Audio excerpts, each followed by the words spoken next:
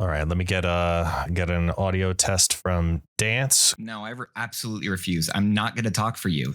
I'm not going. You're not going to get any audio tests from me. You're not going to hear anything about my voice or trying to make sure that my audio is correctly balanced for the podcast. Just not going to happen. Perfect. You can shut up then. And Ken, let me get you then. How you doing? Welcome on in, guys. We're about to have a great time on this wonderful podcast. Very different audio tests indeed. Let me know when you're ready. We are good.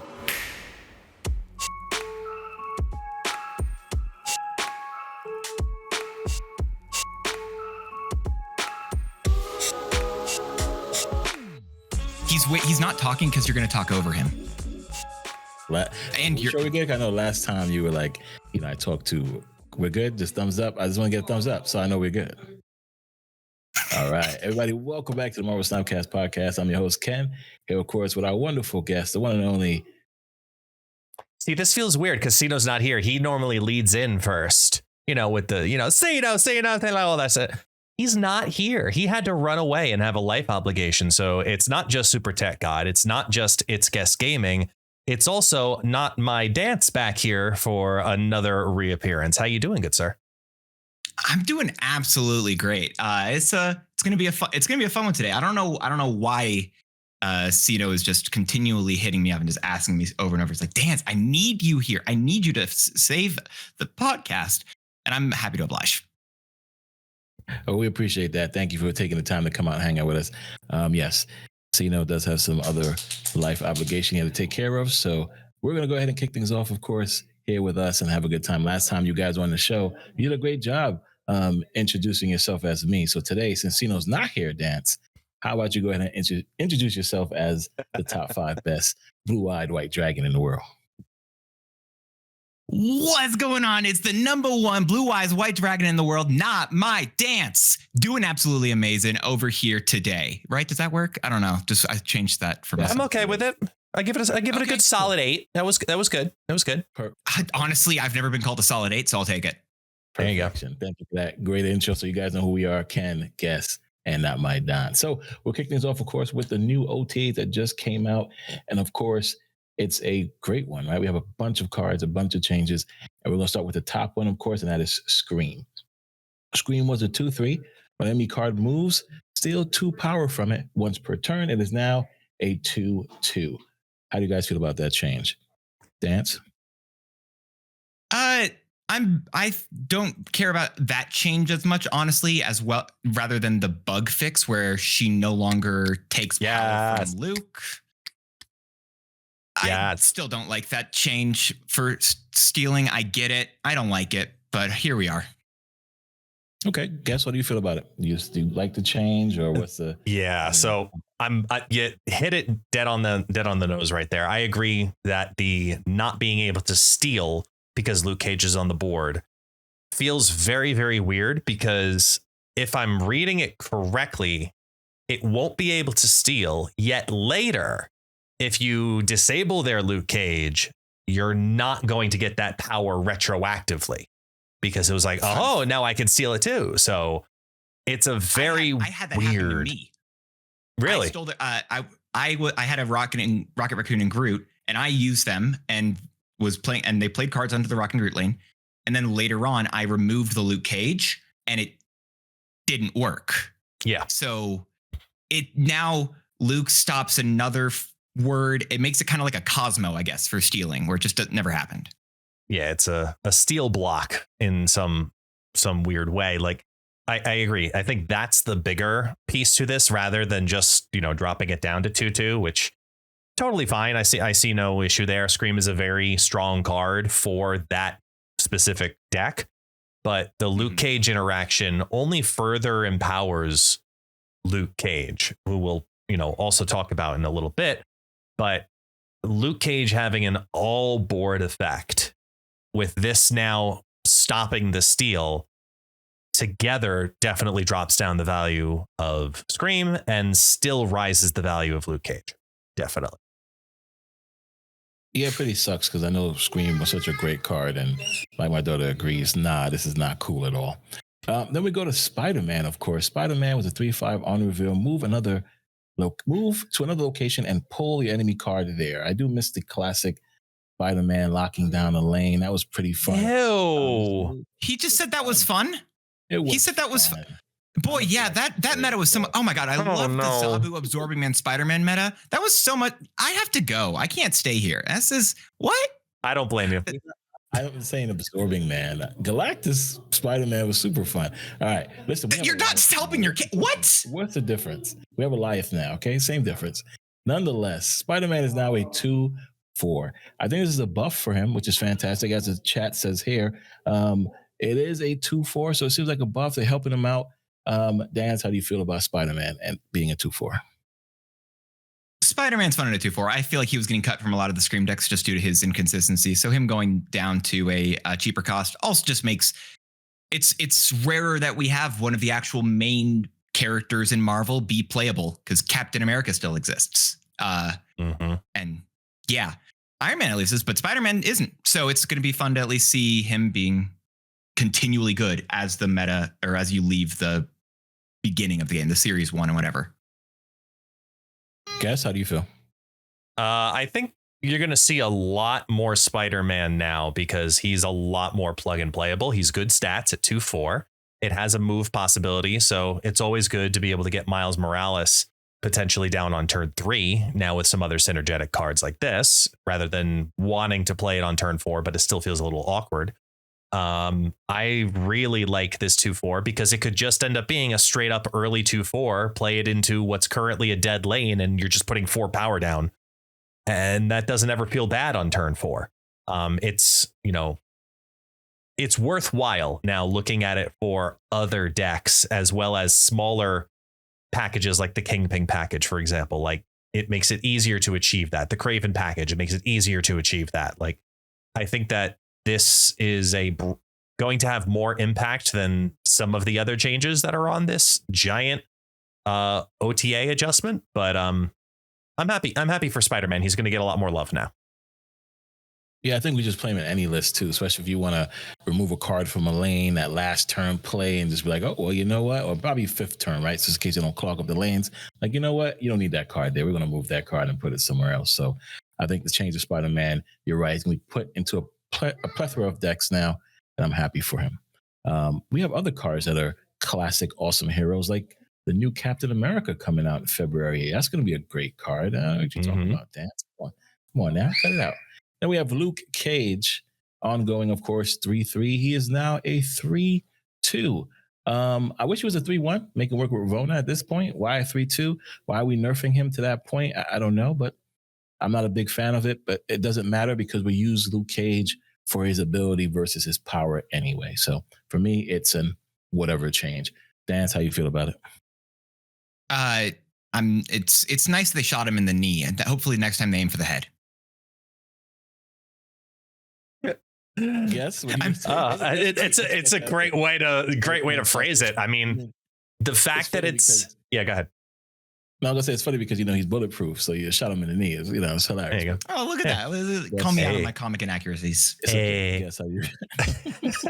I just like that this potentially brings back the Cerebro to Hazmat deck, because there's a chance that deck actually gets good once again, just because this specific card is going down from 3-3 to 3-2 and is an all board effect again. As long as Luke Cage is an all board effect, he's still going to be one of the better cards in the game. And it wouldn't surprise me if this is still not enough.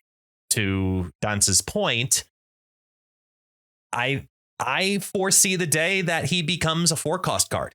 I really do. I think it's the only way, because it's that beautiful, awkward cost for such a strong all board effect. You look at like a Ms. Marvel, where it has to meet certain conditions and then you get the major payoff. I think that this very much so becomes something that wants to be Zabu'd to get down to 3, to get that all board effect on curve. Like, I still think it's incredibly strong at 3-2. It just opens up another deck to it, and that shouldn't be slept on. I think he's still a great card, and it's not going to lower his play rate. It might lower his win rate, maybe by like 0.5%, maybe at most. I don't know, but Okay. No harm, no foul. Mm-hmm. All right, so we'll find out how that goes. I mean, like I said, interesting. We're using visibility, so I agree. 4-2, geez, that would suck, I guess, but it needs to be done at that point. I'd do 4-4. I'd say 4-4. Yeah, I was saying 4-5 before this OTA. Now I will be on the 4-4 train. I've been on 4-5 Luke Cage for a month or so now. 4-4 is not bad either. Okay. Then we have U.S. Agent, which thank God, because wow. U.S. Agent now, instead of giving -4 power to your 4-5-6s, it gives -3. It didn't lose any power. It didn't change its costs. But that -3 power is great. It's a great, nice, perfect medium. I know they gave him the -4, so people play him more. And man, have they been playing the heck out of U.S. Agent. So I hope this change kind of brings him down a little bit. And yeah, I see a lot more U.S. Agents than I see anything else. And I still don't see Enchantress, which just blows my mind. But nonetheless, that's a change. Dan, how you feel about this wonderful change for U.S. Agent? I liked U.S. Agent when he had this, because this was his ability when he launched, and then literally a week or two later, they changed this. They changed it to be the -4 power, and I liked it then because my logic was this is, if you're planning it correctly, a 215. That's really good. And then it became a 218, which was even better. Or no, sorry, 219, which was even better. So then I was happy with it no matter what. And then they buffed it, and I felt even better about the card. So now this has just made the card back to what I think it was. And I think similar to another card that we'll talk about in a little bit, people realize the value in the card, and the stats can go back to the way that it probably was better balanced initially. I guess. What about you? Yeah, what he said. Perfect. Well done. All right. On to the next card. We have Khazar. Now, Khazar been here for a while, guys, since back in the beta days. 4-4 ongoing. Your 1-cost cards have 1+ additional power. He is now a 4-5. Gave him extra power. Sure, to get more play rate out of him. I think I would have preferred him to be a 4-3 and give +2 power, but nonetheless, especially with all the power out there in this world, we've seen a lot of, stronger cards come out. I just feel that him becoming a 4-5 and still having the +1 power is okay. They should have put him at least at +2 this way, because Blue Marvel really handles the +1 power for every card. I get it. He's only 1-cost card, but nonetheless, Khazar change is okay for me. Dan, how you feel? I'm gonna let Guest say first on this one because I want him to at least be able to say something, and I don't want to take his point away because I think it's all good. I appreciate the kindness, but I mean this is just going back to OG Khazar. I mean, he was a 4-5, and then for some reason that I honestly don't remember, they dropped him down to a 4-4. I think. Oh no, actually, wasn't it like in fear of like Shauna's deck getting too strong because she was about to release or something like that? It was something along those lines. Thank goodness they nerfed Shauna before she came out. No, my God. Yeah. And then now it's just kind of back to 4-5. And honestly, it's still the card you cut more often than not when you're building a deck. I mean, we have Marvel Boy. We have Blue Marvel. We have a lot of card buffers, and for this one to get equivocal value that really shines for it, you need to hit then at least 5 1-cost cards and get a total of 410 out of it, and that still doesn't feel good. So why would you play that over Blue Marvel or Marvel Boy or any other card buffer really for 4 costs in total? I still don't see the value at 4-5. I think it's the first card you cut from a zoo list historically, still to this day. But I think overall, they're paying attention to it, and we'll call that a win. Okay, Dance. No, I think that the card in general is still just going to be cuttable because Blue Marvel does what it does, like you said, better. And in addition to Blue Marvel already being that good, there has to be such a large amount of those 1 costs on the board for there to be any sort of payoff that actually matters. and blue, and like you mentioned, Marvel Boy just does a better job of that. So I don't. Yeah. I think that in the future, I feel like we could just be seeing a 4-2 plus 2 or something like that. Yeah, and I think that'd be great. Whenever that occurs, things will be good. Or make him a 3-cost and leave with the +1. No, okay, They're not going to because of Zabu. Because then Moonstone works with him, right? Okay, let's hear why not. Patriot. That's why. Patriot Ultron. So because Patriot Ultron exists and it produces so many 1-cost cards, as long as the drones are still 1-cost, Patriot will always be a better option, which is why you end up seeing it get cut off from those lists. Same thing with Dr. Doom. Patriot ends up being a better option for cheaper because it's about buffing the tokens, not buffing the original cards. So until it can contest with Patriot for that 1-cost token slot, it's going to keep getting cut. Do you think it does at a 4-2 or no? 4-2 plus 2? It is +2. Yes. 4-2 plus 2. Yeah. Then it does. Yeah. Is it better, or does it just actually compete? In your opinion, of course, as a professional designer of the game. In Ultron, yes, it definitely it's better in Ultron. Obviously, not as good for Dr. Doom, but I think the target is Ultron specifically, and then it's a perk to all of the other 1-costs, like you pull in the Shanas and the Squirrel Girls, etc. For it to be better, it should be a 3-cost and do +2. Why don't we just make it a 1-cost and give it +12 and just call it a day at this rate? I'm just saying, if you want to be better than Patriot, that's the question that was asked. So that is Patriot, though. What, being a 3-cost and give +2? Yes, that's Patriot. He does, but he doesn't do 1-cost. He does the tokens, etc. I'm just saying, in Kazar's land, if you make him a 3-cost, that gives +2. Then you'll say he's actually better when it comes to the 1-cost because then you can put it with the Shanas and everything else that you want to, the Squirrel Girls, etc. That's all I'm saying. Gotcha. But I get what you're saying. We'll leave him in the 4-cost because that's what he needs to be, but he definitely needs a +2 or better. Then we have one of the best 1-cost cards that was out there. Just got shot in the knee. Dance. There we go. Hydro Bob went from a 1-5 to a 1-4. I guess they feel that Hydro Bob is being utilized way more than they thought. When Hydro Bob came out, it was such a meme. Nobody wanted this card. Oh my gosh, I snap it, it moves. This is horrible. Who's going to play Hydro Bob? But he was a 1-4 when he came out, and nobody cared. They gave him an extra buff of power, and we all loved him. We used him everywhere. And now they said, you know what? We got to put you back where you came from, buddy. You're a 1-4. And I don't like this change. That sucks. Nobody's going to play Hydro Bob anymore. Well, maybe they still will, but that sucks. Dan, how you feel about Hydro Bob? I think you're just immediately incorrect, STG. I'm so sorry. You think? I think that he is still a great card, and people realized that his ability is more oftentimes a buff than a nerf to the card. And so as a 1-2 that you can, or sorry, a 1-4 that you can just basically leave in one spot and then move conditionally exactly when you need to, it does a lot more for the card than anything else. And it being a 1-5 just showed more people how good that ability was, because the ability is just amazing. And I think the card is still great, and I don't think there's going to be any issues here. I think the card's still going to be good. Okay. What about you, Guess? I don't think this is the final iteration for Bob, for the same reasons, where at 1-4, he was a meme, but that's just because we didn't understand him. And then eventually we came to realize how valuable he is on turn 6 in particular, because people were playing him similar to how you would play a demon. Just drop it down on turn 6 with another 5-cost card and call it a day. And then once that was really honed down and perfected, it's why he went rampant.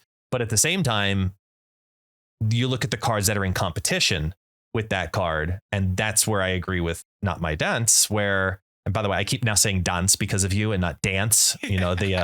The different New Yorker comes out. It's not my dance, not my dance, because you look at Titania, you look at Martyr, they have very strong downsides that are much harder to control versus Bob, where it's pretty easy to mitigate what he's doing, yet alone, like you're saying, use it as a buff.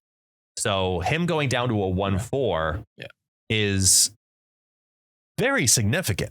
This is not a small nerf. Like if you brought Arrow down from 5'10 down to 5'8, how would you feel? That's a huge nerf. Correct. This is very much so in that same wheelhouse. You're dropping its power down by 20%. And especially in the cost to power ratio, this is a huge value lost. This is upsetting. So I really, the Bob I would like to see personally, which will never happen, but would be really fun to play with, is Bob, who's a 1/3. Every time you snap, this moves one location to the right, gains +1 power. So now you have a 1/3 guaranteed. If you snap, it could be a 1/4, but if your opponent also snaps, now it could be a 1/5, and you have to allocate that space in the right lane specifically to even make that happen. So that would be a fun card then to really challenge their opponent's math. Guaranteed movements, start lower, have that higher ceiling that people like. I think that it would be a fun take on the card, but I don't think the play rate drops. I do think his win rate does, though.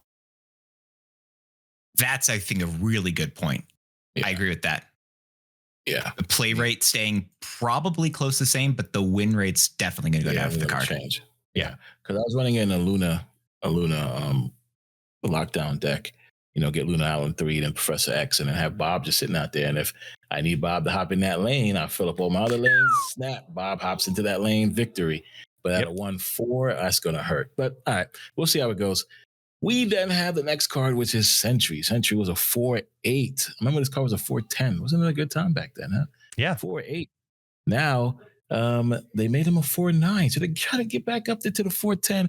But him being a 4/9, you know what that means? The void is also a -9. This, I'm assuming, was a change just so that people could start playing Sentry more again in the Nihilist decks. I mean, that's the only place it gets played in anyway. But nonetheless, the change is very small to me. 2 and 9, -9. Dance, how you feel about it? This is it's a good change. It's a good change, and I don't think it's going to I don't want to say matter, but it's inconsequential, I think. Right. Agreed. I think it's the simplest way to say it. Yeah. Okay. I see all the logic. No issues here. All right, guess. When this dropped back in May, this is exactly what I said. 4/8's going to drop him out, and they'll make him a 4/9. And here we are. There you go. I just, because 4/9 just keeps him, like they even say it in the notes, it keeps him out of Shang-Chi range. And as long as he's out of Shang-Chi range, let it have that double effect. So if, 4/9 means you actually get to see he gets to see play in the season where people are getting a good variant of him in the season pass. Yeah, you better buff his ass. Mm-hmm. He needs it. So yeah. Flawless. Yeah, it is a great variant. Of course, 100%. We go to Onslaught, one of my favorite cards. I do like Onslaught a lot. I do wish there was a better way to play him quicker, especially with Wave, but without Wave. Nonetheless, he is now a 6/8. Why we just make him a 6/9? What's the problem? Give him that extra. That's all I need him to be, a 6/9. Why we keep teasing? All right, I'm happy with the change anyway. 6/8 is pretty good, especially in Tribunal decks with Iron Man on this lane. This is fantastic for me. Don, how you feel about Onslaught?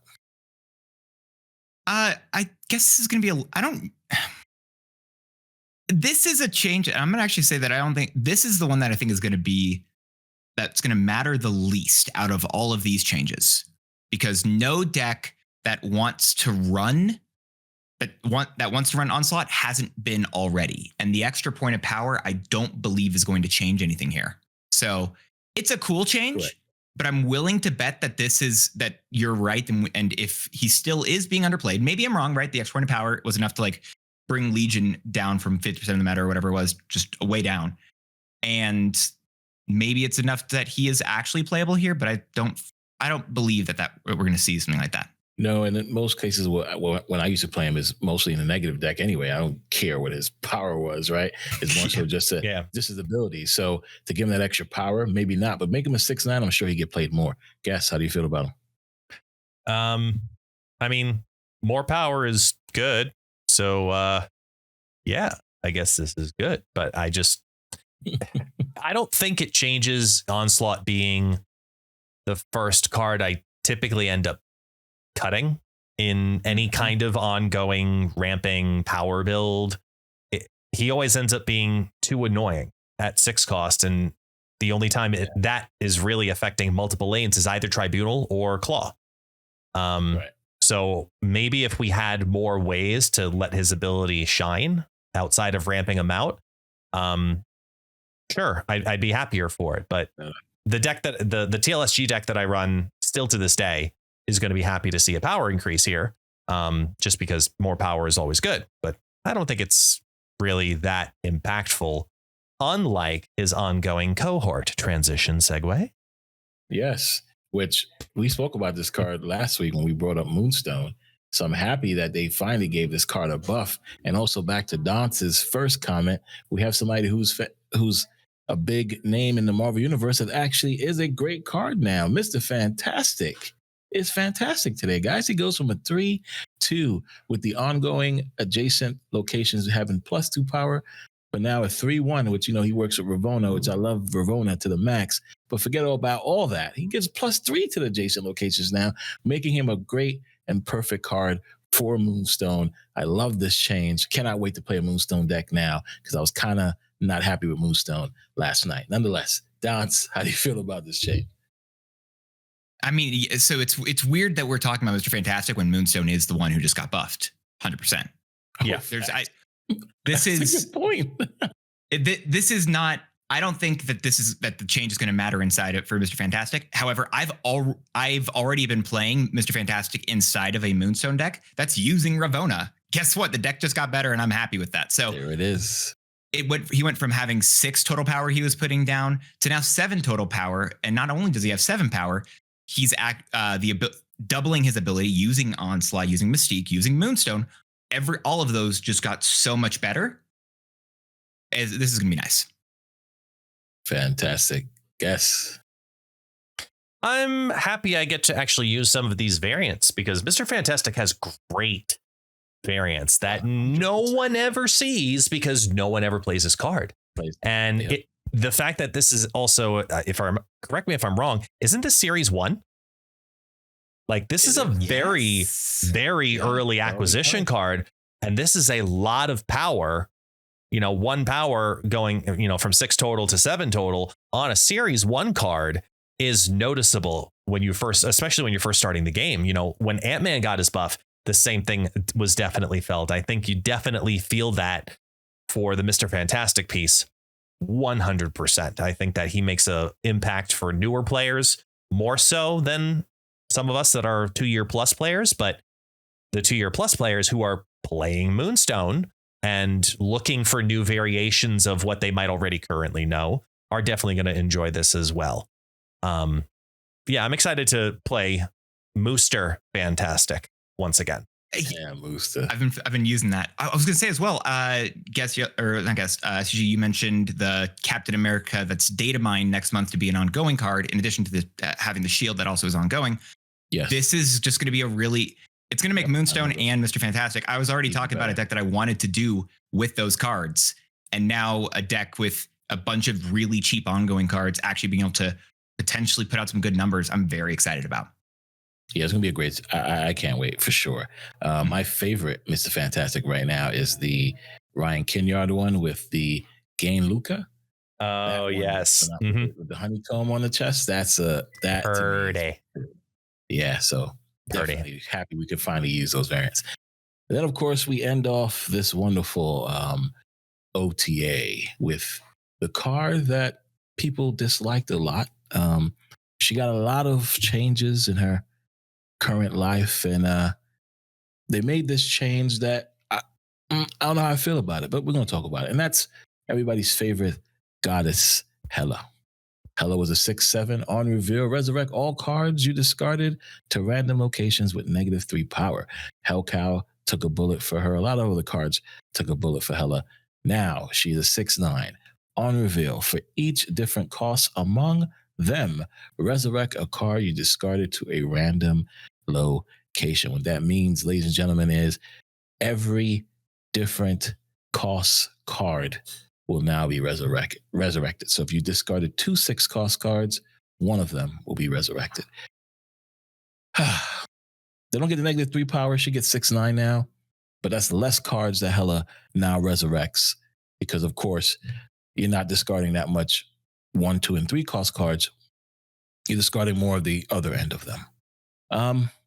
I got to see how this is. I think they leader and leech the hella out of hella. Your take, Dance. I have no take on this card, and I'm sad about that. It's a new card. I don't think that I don't think you can say that this is this is the same Hela that we know from before. This is, in my opinion, this is closer to an Atuma than, I don't want to even say Atuma. Maybe this is closer to the Typhoid Mary change. This is new. This isn't, if we're looking at the same way as we did Old Hela, I don't believe anything meaningful will be determined. This is a brand new card. I've got no idea how this is going to go. Good call. Guess your take. Hela's back. Hela's back. I think this brings a new type of Hela to the meta. When you look at the cards that you could potentially discard, yeah, you can't bring back a whole bunch of 6-cost cards. Wah. But even when you remove that point, this is still an incredibly good card when you think about the potential of how you can build a deck that actually discards cards that way, right? Obviously, your boy, the Infinite, right? You're going to want to discard that. That's your Lady Sif. So you've got your Hela, your Lady Sif, and your Infinite already. Black Cat discards herself. That's your 4-cost. 4 costs. Yep. Right. You've got Blade and Colleen Wing now targeting lower cards. So Colleen Wing can discard Blade, who's a 1/3.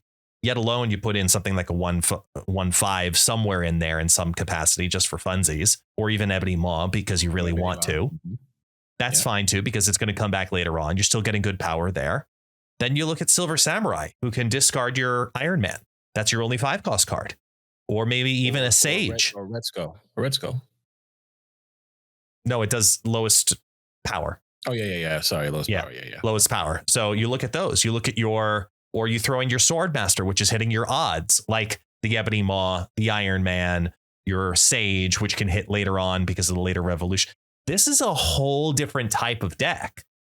And I think it's actually very exciting to mess with this version of Hela because it's a lot more difficult to pilot because of how you're trying to build the deck.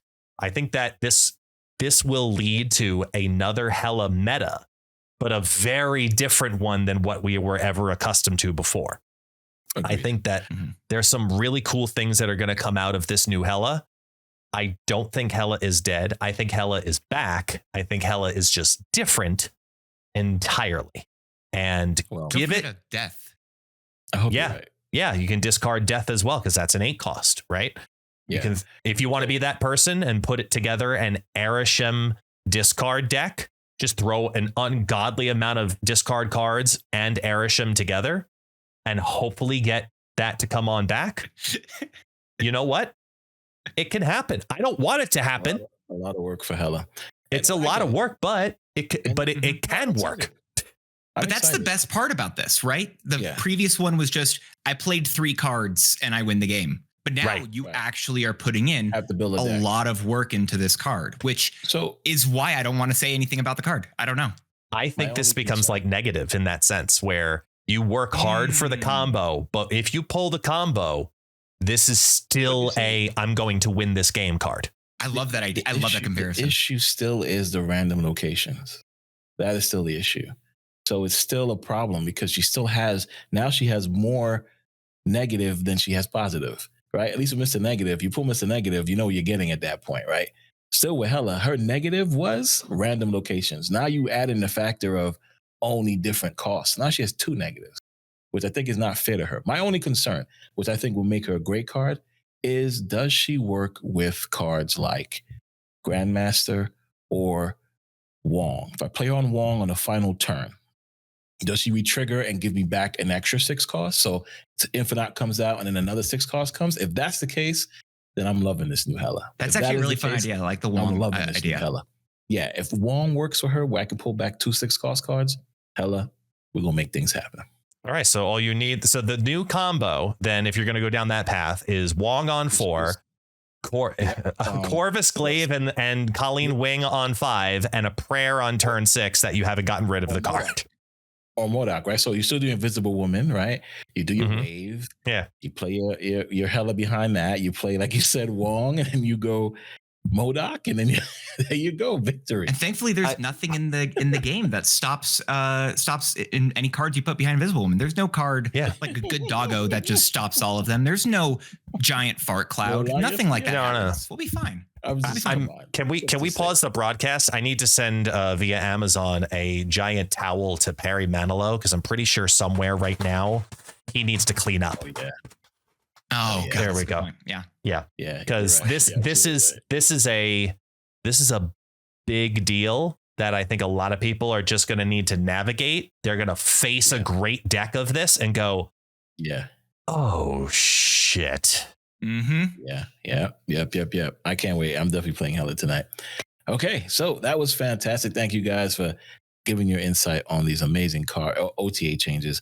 And it's a great start to the new year. I'm happy to see that. Shout out to the team out there making things happen. Now, we have a card that came out this week that we discussed on the last podcast.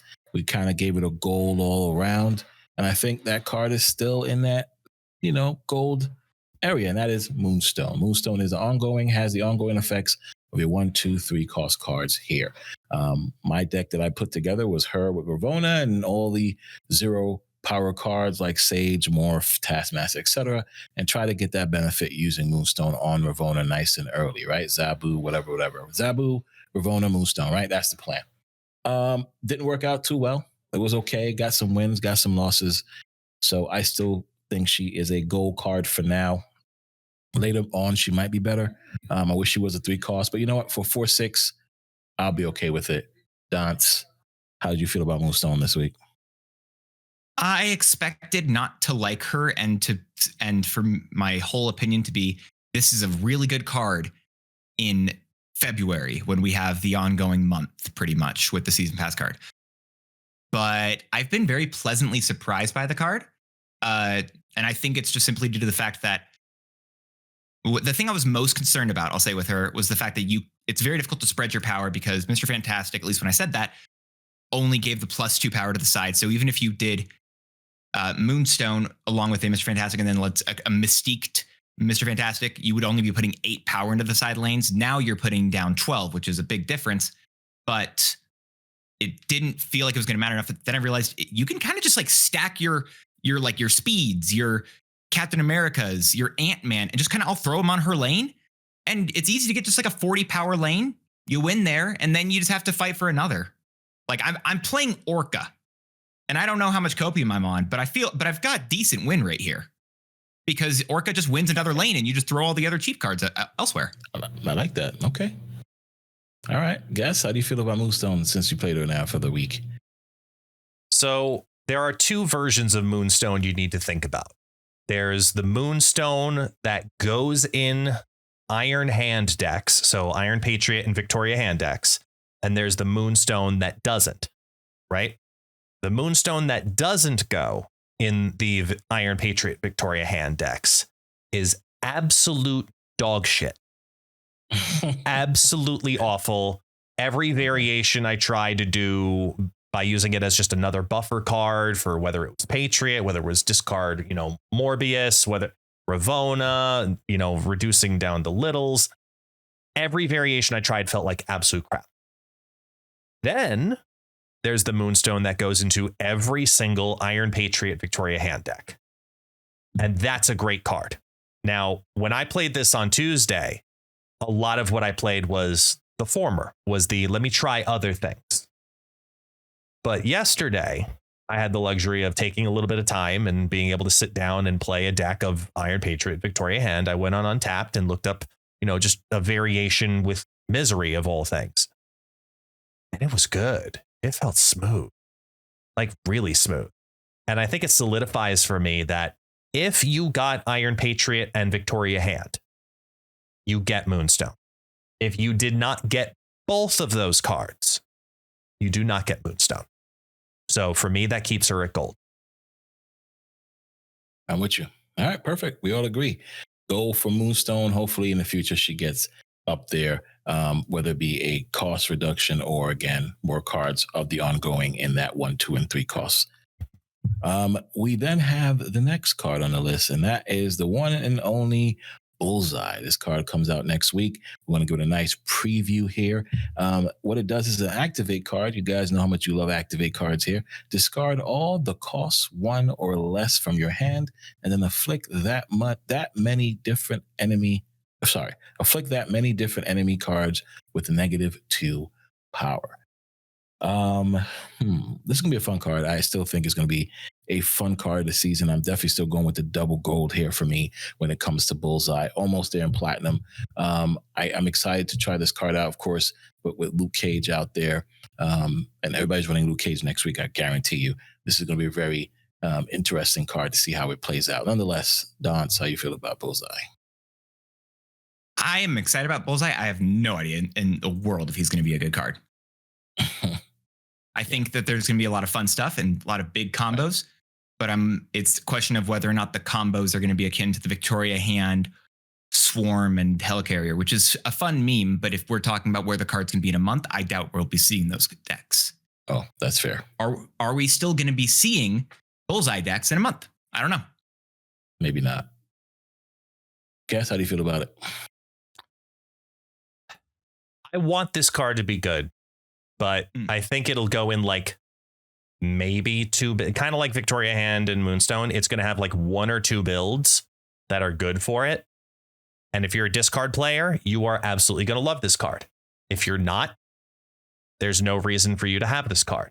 But with the new version of Hela, I'd like to figure out some variation of this card that could be fun to bring back a couple of extra cards alongside Hela, because look, every card that comes back could be something. You don't feel bad bringing back a Wasp out of nowhere. Might as well throw it in, because a power is a power, especially if it feeds other cards like Stage, like I was talking about in the first Hela build. I think there's a Bullseye Hela deck out there somewhere in some capacity, but I think the only build that's really going to love this card is going to be a Swarm Gambit build. And if you like that deck, absolutely grab this card ASAP. But outside of that, I'm not really sold on it while it's at 3 cost, 3 power. That's a tough sell there. Yeah. We'll see how it goes. Maybe it goes in a Surfer deck too. Who knows? No. I don't talk about that. All right. So Bullseye, we'll see. What'd you give it? I gave it a double gold. What's your take? Preview. Overall, or in discard, out of discard? No, because you kind of have to, you can't just say, let me throw this into Surfer though, because it's a 3 cost card. Like, yes, we all think that, but logistically speaking, there's no card you take out of a good Surfer deck to just plug and play this one in there. You'd have to build discard Surfer. Yeah. I think at 3/3, if it does 1 discard, you're getting a total of 3/5. To me, that's not good enough to I might as well play Baron Zemo. Like I get more power overall by doing that, at least in my opinion. And I know exactly where the power is going, yet alone the random -2 going all across the board. I think in discard, this is a double gold. Outside of discard, this is like silver. Plastic. Yeah, I got you. Maybe plastic. I don't know. But like this is a low value to me I at totally this agree. cost. Yeah. Don, how you feel about it? What's your preview rating? God, I don't. I really want this card to be fun. I'm gonna hope that this is gonna be maybe a Moon Knight style card. I don't know where that falls on the scale, but I really would like this to be a card that is akin to Moon Knight. Like that's the level it would go to in terms of maybe just discard, or it would fit. It fits a role similar to the way Moon Knight would, which isn't in all discard decks, but it has a place. Okay, that's fair. Now let's go into. I think it's fair. It's fair. You want it in the same level as Moon Knight, which I get, because I mean, you only play Moon Knight in certain discard decks, so I get it.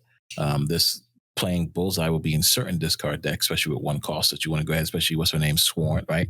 And other cards that are 1 cost. So I think it works out, but we'll find out. We'll see. We'll see when it comes out next week. Question before we move past it. Did we get it clarified anywhere in any of the team answers or anything like that about costs 1 or less versus 1 cost cards? Lowercase c. So, Right. so for example, a Ravona'd Morbius could be discarded. Yeah. Mhm. Swarms can be discarded. Yeah. Swarms are 0. So yes. Okay, that's true too. Yeah. Okay, so that makes sense. So that does open a little bit of flexibility, I think, for the card then. Getting some cards slowly reduced down into 1 cost or lower. Like, okay, now I see the deck. Now I see the deck with this, and I'm referring back to the TLSG deck. The TLSG deck loves this because you're getting 3 cost cards down to 1. Yeah, but you doing that, what does that help you on the other end? Are you bringing them back, or are you just going to discard them out your hand?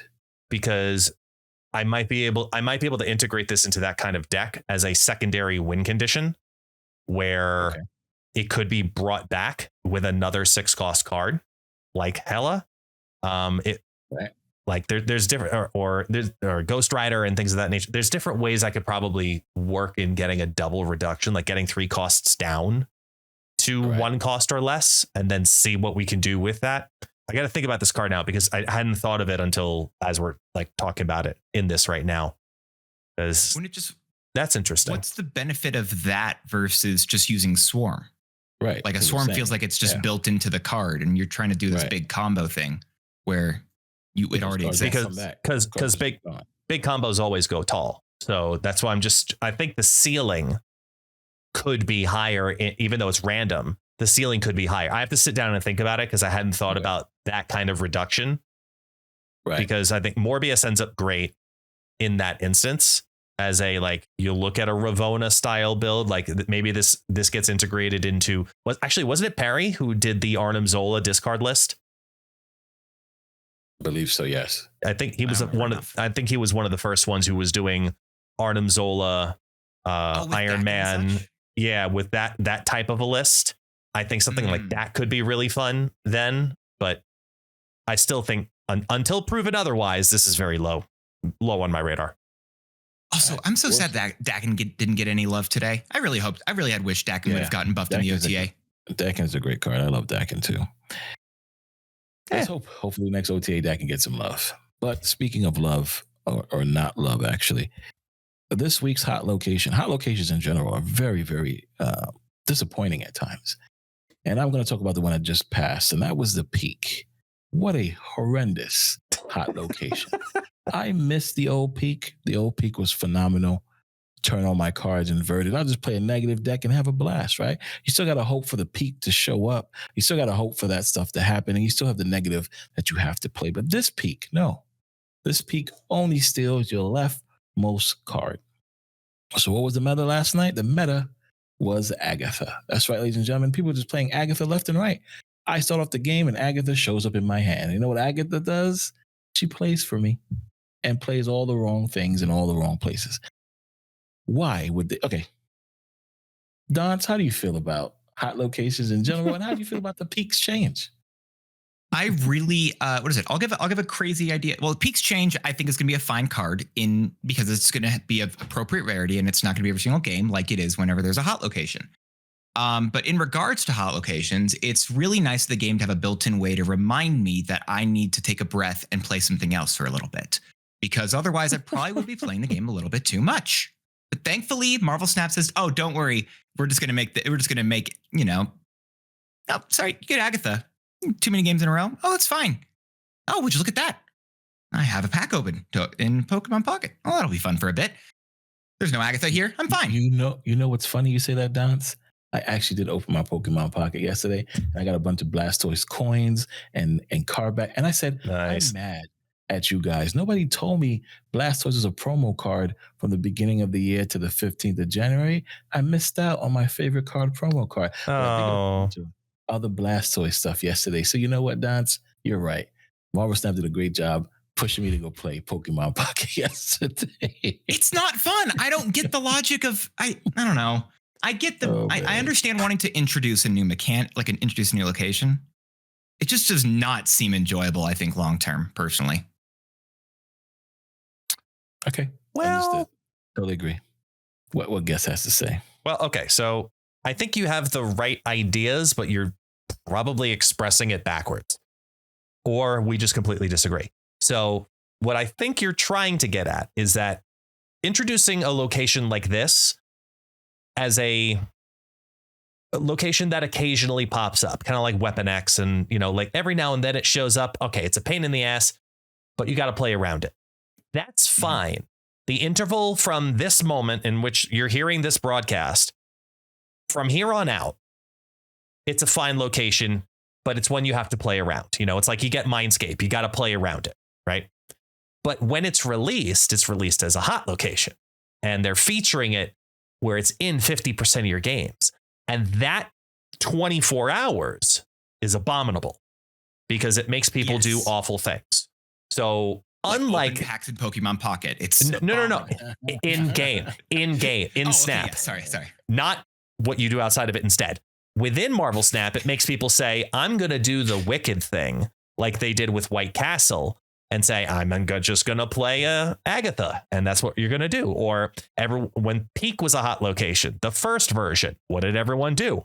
Played a negative deck, you know, but for those 24 hours, you're doing the nuisance thing and it's irritating.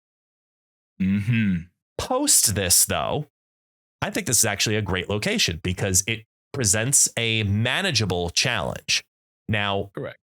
Before the location went live while I was on stream, I decided to not play into the location. At nighttime, I did open up the game and I was like, let me try something. And what I built was completely opposite what everybody else was building, which was I built a zoo deck and I put Quicksilver in it. So I knew I was giving them the equivalent of a piece of dog shit. Here, have a Quicksilver. You want to play it? Go ahead. If not, no harm, no foul. And I just played my zoo deck with a Quicksilver in it, because if I got to play my Quicksilver, my zoo deck liked that. If I didn't get to play it, oh, well, have a Quicksilver, have a magical day. You know, it wasn't, I tried turning it into not so negative of an experience. And then the battles that I did have, you know, I climbed a couple of ranks. I went from like 83, I think, to 88. I actually did pretty well within the hour that I was playing the game, and it was fun. But great, it did create this awful community of, you know, I did get a couple of Agathas in the way, but the way I had my deck built, it didn't really hurt me because I'm playing my 5 and my 3 the way I want to normally anyway on curve. So, all right, that's fine. It is what it is. Agatha plays herself. She's a big, tall card, whatever. You know, worse things have happened. I just move on or I retreat. But fantastic. The percentage of people that the featured location of that location created was a negative experience overall for Marvel Snap. And I saw more people playing Conquest than I had in quite some time. Correct. And that's why. All right. So now we move on to something a little bit more fun, and that is the Dark Avengers Global Bounty. That's right. So everyone involved have an amazing challenge, an amazing bounty to go ahead and get up to 20 million wins by said time using cards such as the Dark Avengers, Iron Patriot, Victoria Hand, Moonstone, Luke Cage, U.S. Agent, Dakin, and Devil Dino. So everyone gets a chance to get in there and play. You got your starters with Devil Dino. You got your Series 3 with Luke Cage. You got your Series 4 and 5 with Dakin and Agent. Then you have the Season Pass card and the new cards with Victoria Hand and Moonstone. Now, I told my chat, don't you worry. I got you guys covered. You don't have to play. I'm going to play all the games, win all the games to get all the variants. I got you guys. Then second, did put out a tweet saying, hey, thanks, Tech. 2.8 million wins already. Keep it going. So I told the team, don't you worry. I'm going to tell you guys the same thing. Relax. Tech got this under control. We're getting those X23 and null variants. But nonetheless, I like this. This is pretty fun. Something different. And I hope the game has more challenges and bounties like this where we all can get involved and we can have a blast and do cool things. I still think the X-Men versus Avengers is one of the best events they ever done. And I wish they bring something back like that. But in the interim, this is pretty fun. I enjoy it. Don, how you feel about it? What is it? I don't know if it was mentioned, but to put a little bit of a time date on when we were recording, the first award has already been actually achieved midway through this. So I appreciate Tech, grinding those games in the background, even while recording the podcast. It's really nice of him. But yeah, I mean, it's just nice. It's just a good thing. And actually, I have a buddy who is just basically starting into the game, and he's learning a lot of the stuff. He's having to figure out a lot of the things. And I've told him about this event. And he's like, oh yeah, I know this. He was happy about it because I feel better when I see the new cards, because then I know, oh, sick. If they win, then I'm just getting closer to unlocking Null and X23, who I don't currently have. So yeah, this is just a positive. Good. There's nothing wrong with this. Agreed. All right. Yes. Your take on the bounty. So I'm going to spill a second inner secret here. This event was 100%, to my understanding, was conceived by our community manager, Griffin. And I want to give credit where credit is due, because this was a concept that he proposed, helped build the parameters of, how many wins are we going to get? Which variants do we get? And was able to build something incredibly valuable with the team for the community, because he wanted to have more community interaction moments like this. He wanted to build events that are not only executable as a community, but also non-invasive, where this is very much something that is just happening in the background. As long as you play one game, you get rewards. And that's awesome. Where this is a full community effort. It doesn't affect the gameplay. It says, okay, for one game, make sure you have at least one of these cards somewhere over the next 2 weeks. And I think that that's more than okay. Get a win, call it a day. You did your part. Awesome. You get a reward. Yet alone, let's be honest, a lot of rewards, like, credits, a variant, 3 borders, and 2 exclusive variants, one for Null and one for X23. That's a lot of free stuff just for saying, all right, I'll play a Devil Dino deck and win, especially in the time of Victoria hand. Series 4 cards. Yeah. Like these are good rewards for a fun community event. And it's really cool to see this kind of stuff, because it's something that I wish was promoted more. I don't know if that's on the second dinner or the Newverse side, because it falls in the community posts section of Discord. It's not featured as heavily in game news the way I would have expected it to. I wish there was more of a social media push on this. Like, I feel like it could have been a bigger event, like broadcast wise, not just, in the executing of the event. I think that it's hitting the marks that they wanted it to hit already within the first couple of days.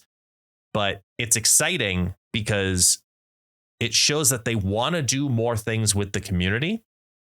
And I think that this is probably the first peek into a long line of more community involvement this whole next upcoming year. So I hope this is the very beginning of a much broader plan where we get things of this nature that make me want to log in and make me want to be a part of it for a non-invasive amount, versus alliances where, I've got to win 15 times with debris and fuck your mom decks all at the same time. I don't want to do that. I want to play one Devil Dino deck and win some stuff. Okay, this is a good day. I like this game again. That's what I think they need to really harp on, because this is great. This is a win all around. I'm very happy for this. Totally agree. Definitely happy about it. Can't wait to see the other things. And shout out to Griffin. He's doing a great job. That's amazing. He put this idea together. That's phenomenal. Shout out to Griffin. Make sure you guys, when you see Griffin, give him the DAP sign right now. The thumbs up, the DAP sign. Okay. I was going to say, I don't feel like it's that difficult, because I will agree that I didn't hear about this on any social media, but the first place I did see it, like, just to give a reference, it was the first thing that popped up on my phone when I was opening up the game. Nice. So that was how I first, so I do agree that they should promote it more, but also I will say it is pretty decently promoted as of now anyway. Right. Yeah. If you, like for me, if you open up the game and you happen it to not open up on that window and you just immediately play on in, whatever screen you're on, it stays pretty much on that screen the entire time. You go on out. Okay, start the next game. I didn't see it, to be completely honest. If it's in game, I didn't see it at all in my hour of gameplay last night. It did not populate for me at any point. So that extra social media push would have been nice to see, but that might not be his personal goal. I don't know. Right. Well, what we do here now, when we have special guests on, we let them pick the last topic. And Dance, what is your last topic to give us for this amazing podcast? You think he remembered? No. Tech. This is your. Yes, thank you. Thank you. Yes. Oh my God. This is your podcast, my friend. It is. Of course. And I saw those big blue eyes grow to like an anime character. So I'm going to let you talk about the 99 problems of Snap. You go ahead and lead in that way. Okay. So what we're going to talk about is what archetype do you guys feel is the most toxic currently in Marvel Snap? My most toxic archetype will be Mill. I'm looking at you guys, all you wonderful players who like to play Baron Zemo and Cable and all those other cards that just have nothing for me to stop, where you take stuff out of my deck every minute of the match, upsetting me more and more, taking my cards and playing them against me. Very unfair. I despise Mill decks. I despise Mill cards. And I hope and pray soon, very soon, we get cards that can allow us to stop Mill. Cards that we can go back and say our deck is protected from your milling. That's the archetype I despise. Dance, how do you feel about your archetype that you don't like in Marvel? Do you not want us to talk about yours? Do you just want to like leave your soapbox standing, or can we like break it down? You could break it down. Speak your mind. Break it down. Exactly. Thank you. I cannot carry a tune for the life of me any more than I can carry a piano. But that's fine. I will say I definitely I don't personally think that Mill is as large of an issue. I think that Mill is a deck that does exist, but I don't think it's good. If that makes, I feel like it's just a deck that is an annoyance. And when it was like a Mill season, if Mill is really good, yeah, it really sucks. But I don't think Mill's been good for a while, and I don't believe it's been problematic for a while. So, not to say that your feelings aren't valid, right? You could feel however way you want to, and I don't, and whatever I say doesn't matter. But in general, I will say I haven't been hurt by Mill the way you have. I think that's fair. But that's fair. Mill takes my sages, takes my infinite. That's okay. It's all right. It's okay. Dance. So no list, no archetype is bad in your eyes? I mean, I don't want to say that no list is entirely bad. I just dislike whatever feels like it's the easiest to play, if that makes sense. I feel like if it's something that just is like, oh yeah, cool, I can pilot this and I don't have to worry about anything, and the deck is going to play itself. It doesn't matter what I do. I have step A, B, and C, and that's it. As long as I can hit those 3 steps, I'm fine with it. Like, I haven't played Mr. Negative in a while because I don't like, it's a good deck, and maybe I'll play it once in a bit, but it's just not a deck that I think is interesting. It's similar to old Hela. It's just, it doesn't feel like I'm doing anything crazy when I'm playing the deck. It's just like, yeah, cool, I've got some big numbers I'm playing down. I don't feel like I did anything big to earn those numbers. So I love the decks that like make you put a bunch of pieces together. I love the bounces. I love that stuff.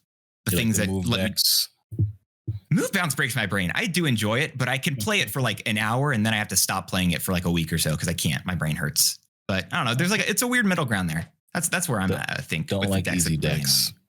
Totally easy decks. Yes. Guess. You like easy decks? I'm going to leave that one alone. I have I have one message for the deck that I despise going up against more than any other deck. It's just, for the love of God, stop pressuring me. All right? Just stop pressuring me. Stop fucking with me. Make me want to scream. And with that pause, if you got the reference, please comment it in YouTube. I hate Scream decks. Yeah. I hate Scream decks. I hate Scream decks. I think that Scream decks are more infuriating than Mill because I got to play the things I wanted to play where I wanted to play them. And then you said, haha, not today. Smack that shit somewhere else. And that is more infuriating because I'm building a game plan based off of the current board state, not the state I don't have. So I know where it is. I've got my board as is. Okay, now I'm going to play this here because my total is going to be 16. Oh, crap. Now it's 8. Oh, that's over there now. Oh, shit. Like, it's such an infuriating deck to go up against.